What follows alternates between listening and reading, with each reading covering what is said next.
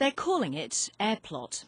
A coalition of environmentalists, politicians and celebrities have bought this field in the area earmarked for a third runway to try to stop Heathrow's expansion.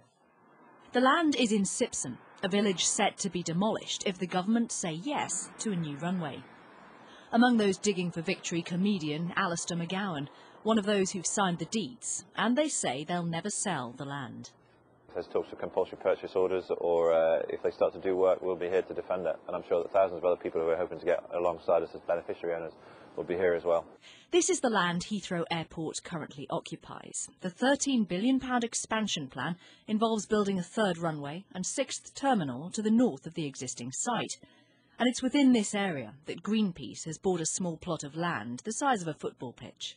This is the field in question. The coalition is inviting members of the public to pledge money to become beneficial owners. The idea that so many people across the world own a stake in this land that it becomes so complex that it'll be almost impossible for the government, or indeed BAA, to get their hands on it.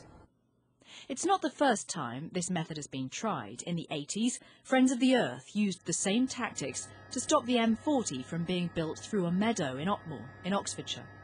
After a public inquiry, the motorway was eventually built on an alternative route, curving around Otmoor. But with new planning laws now in place for big projects, can the Heathrow plan really work?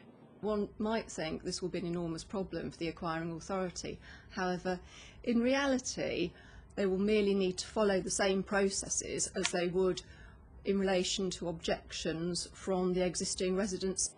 While a decision on Heathrow had finally been expected this week, concerns from cabinet ministers and Labour backbenchers mean it's likely to be delayed again. Number 10 says it will be made by the end of the month. Until then, though, those opposed to the plans will continue to give the government a bumpy ride.